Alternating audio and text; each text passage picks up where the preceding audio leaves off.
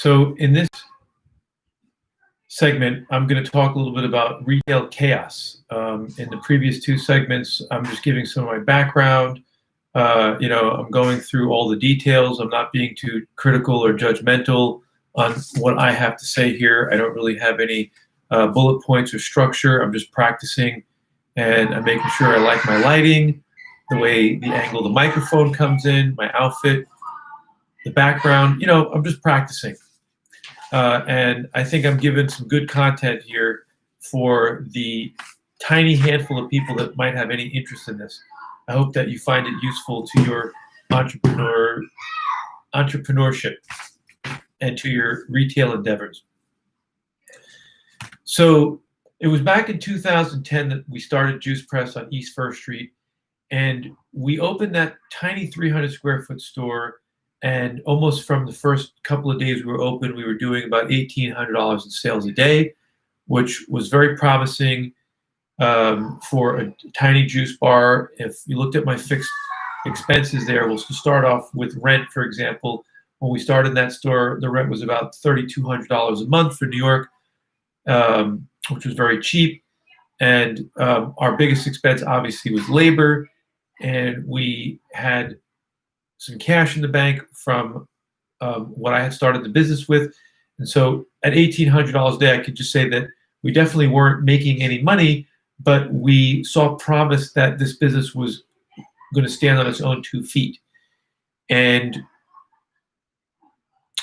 about 4 months later, we were doing a steady $5,000 a day in sales, and we were not doing any advertising at all, did not really understand how to do that at the time. And I got to say, back then, things were still rather analog. They're not as, seamless wasn't a thing. And, POS systems were clunky, and loyalty programs were still either not working or they were too expensive to program. The business was very analog. And so what we were lucky at that time was that we were starting to see the crest of the juice cleanse wave. Fancy magazines and newspapers were starting to really want to write about the juice cleanse phenomenon because a lot of people were talking about it and these businesses were popping up. But in 2010 through 2012, something was different about how the media was talking about the cleansing business. It was seen then at that time to be something that was actually very effective for helping you lose weight and for getting your health in order. And the positive press that we were getting on the juice cleansing industry was just far outweighed any negative press that that industry was used to. And I would say that in the years before I got into the business, there was a lot of negative media on juice cleansing. People really didn't understand it. The businesses that had it didn't really know how to talk about it in a way that was intelligent. I remember, and I think this was some of the areas that I was strong in, that I realized that my competitors would talk about juice cleansing as a cleanse, or they would talk about it as a juice fast. And just to play with the words, I would really just call it a juice feast, because you were actually feasting on juice. And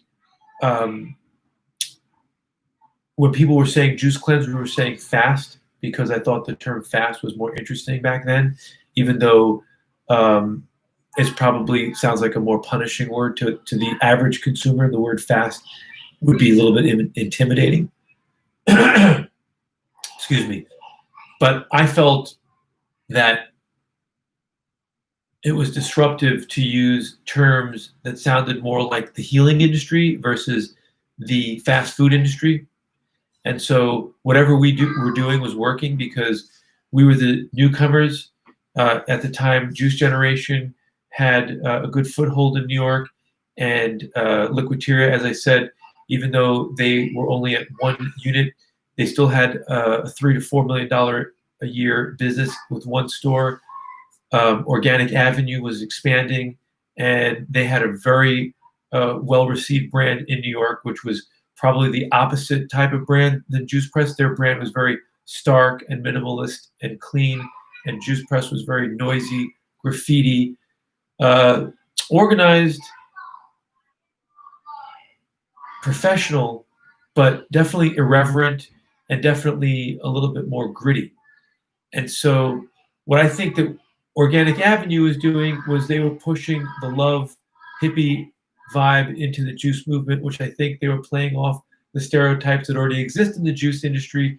What Juice Press was doing was saying that you don't have to be a hippie or be a liberal or even like produce, and you could be part of the juice movement because of the attitude of Juice Press. And how do we create that attitude? Well, first of all, we started in the East Village. The second thing was the founder had a shaved head and was covered in tattoos, and you couldn't tell from a distance whether he was friendly or a jerk. And I know that a lot of people, when they met me for the first time, thought I was an asshole. I was always busy. I was always very, serious. I was always a straight talker. I definitely know that from other businesses that I had that I'm definitely not the most approachable person. Just physically, what I look like in person, I would probably be put off initially from approaching me. And so that's something obviously as a character flaw that I've had to work on over the years in retail. I think when people push their way into my life, which New Yorkers have no problem doing, and they get to know me, they see that I'm sincere, I do what I say I'm going to do, I care a lot, I take interest in helping people. I'm still a dick because I don't do everything your way, and my customer is not always right. I think that the customer and the merchant are equally right. We're all equal. We're sharing something together. The equality is that I promise to give you 110% of my life. I promise to give you 1,000% the best quality product in the world. You promise to not break my balls and make sure that you give me your money. It's a very fair exchange. And I don't think there's anyone in the industry, I shouldn't say that, anyone that I know other than the founder of Juice Generation, his name is Eric Helm, that have such incredible attention to detail and give so much of a shit about presentation, cleanliness, sanitation, systemization, just all that stuff. I mean, I loved operation. I mean, there's just not enough money in the world that I could just keep spending on cleaning up the operation and making sure everything is a bomb-proof bunker, because I hate mess, I hate broken stuff, I hate inefficiency. I have no tolerations for, rinky-dink operations. If something is broken, it has to be fixed. If something is built, it has to be built to last. And I still am like that, and I insist on that, primarily because I don't want to spend the next 10 years of my life fixing broken shit. Also, I don't want to try to build a brand and an empire on sand. I want the things that I put into place to actually work and do exactly what I set out to have them do. I don't want to put an audio system in a store that just doesn't work, or the knobs are broken, or no one can figure out how to use it. Now, what that means is we're going to spend a lot more money on infrastructure and CapEx, which is our capital expenditures are going to be higher. But I proved to myself that if I put the money behind the kitchen and into the systems that I was building, my operating costs were lower. And it was easier for me to keep control and keep things organized and not have disgusting and filthy kitchens. I was obsessed with that at Juice Press.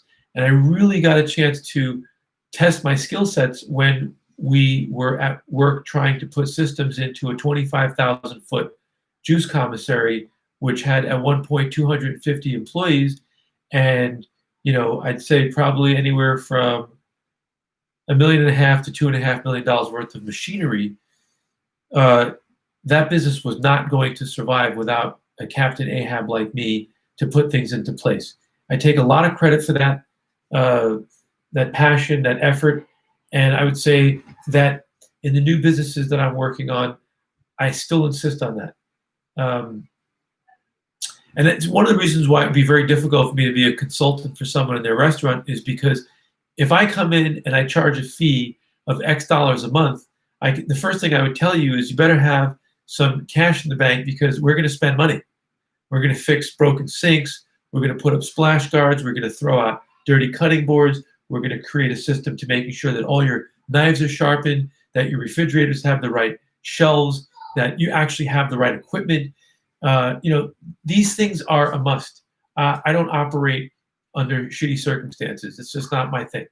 I take a lot of pride, and I would just say it over and over again. You got to have that level of passion for the details in your kitchen and in your retail store, especially in the food business, because the public's health is at risk if you make a mistake. And man, the responsibilities we had at Juice Press dealing with, a raw, fresh product and having the New York State Department, the FDA, the Department of Health of New York, all looking at us because we were a category that they just didn't like. There were times in New York City where they didn't even know how to deal with raw juice being produced in a kitchen and sent to another one of our stores. And so we had lots of conflict with the city of New York. We had conflict with the State Department, never anything with the FDA. And the FDA actually was our savior because they had written out the regulations for raw juice, and that was the gold standard, and that was ultimately the law. The problem is that there were people in both State Department and New York City that didn't necessarily keep up to date with what the FDA was requiring. And so there was a lot of fearful moments in our kitchens, in our overall business, because we didn't even know if at points New York City would even let us do what we were doing, which was producing juice in a commissary, sending it out to our stores. We weren't wholesaling it.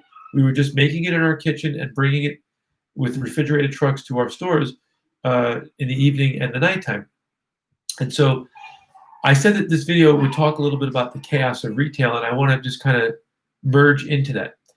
The chaos that I experienced in the first 3 stores came simply because I don't think that I was really a trained business person. And I think in that department, I was very deficient in terms of having a formal education of how you run food and beverage.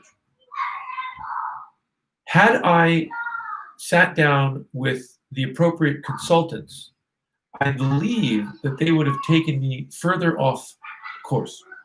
I believe that if I would have learned the traditional methods of how to operate a food and beverage business, that I would never be able to have the skills to create a good brand.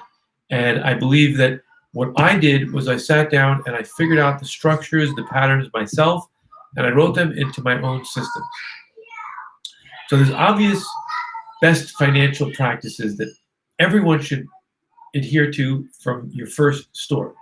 If your business model does not allow you to have a bookkeeper and a professional accounting service to figure out your payroll taxes and sales tax and income tax and all the things that you're going to interface with, federal, state, city governments, you're in big trouble right from the start because that stuff is going to sink you. And so you have to have a plan from the beginning, how you're going to generate enough revenue to set up your books with structure and to have people who are professional at organizing your financial framework right from the very beginning. We all know what it's like to have a small business, have a small team, be underfunded, relying on labor that's not necessarily legal, don't have social security numbers, paying cash under the table. That type of operation is destined for failure. There's too many potholes in that kind of business, and it's not sustainable, and it's certainly not scalable. And so the idea is the good entrepreneur finds a way to work within the rules that exist when it comes to labor and the rules that are in effect that come to paying your taxes properly and making sure that you're able to pay your creditors and keep the business floating. I think it should be mentioned that no matter what problems you have in your retail business, your workers have to be paid as promised before anything else gets paid. Before rent, before tax, before personal payroll, before your own personal rent, before you put gas in your car. You've got to pay your workers. They are the number one priority to your business. First of all, it's just the right thing to do. And your workers rely on you, and the thing that you're giving them is a payment for services rendered. You can't burn them. Besides being the moral thing to do, probably one of the worst things that can ever happen to your business in terms of a public relations fiasco is being shut down for failing at your business, but also letting it leak out into the public domain via the news channels or social media that you burned your employees. Besides ruining the reputation of the business and the name, you'll destroy your own name. You will never be a credible person again in the food and beverage business. So if you're getting to the point in your business where you can't pay your workers and you just have just enough money to pay your workers, and then there's going to be a lockdown, pay your workers, suffer the consequences of being locked down, and get out of that problem. And don't ever get yourself into a position where you can't make your payroll. Make that something that you burn in the back of your brain as a code that you must follow. So the chaos in Juice Press in the early years was that the truth of the matter is we had no control over our spending, and we were doing things on autopilot, and we probably didn't have an accurate assessment of what our food costs were. We had estimates, but not exact numbers. We didn't really have a business plan that had the business model in a spreadsheet as a metrics that says, here's what your rent could be, here's what your hourly labor could be, here's what your corporate labor could be, here's what your utility bills are, here's what you're spending in uniforms. Make a list of all of your fixed costs and say, this is the labor, this is the business model, right? Inside that business model, you can look at it and say, okay, I know what my fixed expenses are, so I know how much volume I have to do in order to make that. And so at Juice Press, because I had a little bit of my own money before I started Juice Press and I wasn't reliant on cash flow, I was okay with constantly feeding the business with my own personal money because I was very passionate and I wanted it to work. And I don't like saying no to myself. If I wanted to spend money on an advertisement and the cash flow wasn't there, I spent the money. And so those days are long over because of the chaos that it creates. You know, when you build up a business that can't support itself, there's really only one excuse for that, which is that it's either a startup or it's a revamp. And when it's a startup or a revamp, there should be a very, very thorough business plan that shows exactly how much you're going to spend above and beyond what you're taking in from revenue. And it shows when you're going to turn the corner. And you have to keep looking at that business model to see if you're accurate and to see if you're on schedule. In the early days of Juice Press, I had accountability to no one because I didn't have sophisticated investors. I was a sophisticated investor for whatever that's worth. And my accountability was zero. So probably the best thing that happened to me was all the pain and suffering that I went through dealing with a business that was doing large volume in sales. Once again, like my skydiving business, I was doing very large volume in sales, and they were all small little sales, and I'd have a very large volume of money going out the door at the same time. And somewhere between the money coming in and going out, there was a tiny slice of profit, which we were spending far more than what we were actually making, and we got ourselves into problems. By store 3, which was my father's store, we realized, my partner at the time, we realized that we were slowly sinking. Even though we were the hottest brand in New York, we had a run rate downtown. Our store was probably running at $1.5 million in sales for a 300 square foot store. My dad's store his run rate was about $3.5 to $4 million at that time. And we had incredible organic press and media surrounding the brand. Everyone knew Juice Press. Every couple of weeks I'd get great articles. The trajectory was upward. And at that moment in time, there were a lot of interested parties in investing in Juice Press.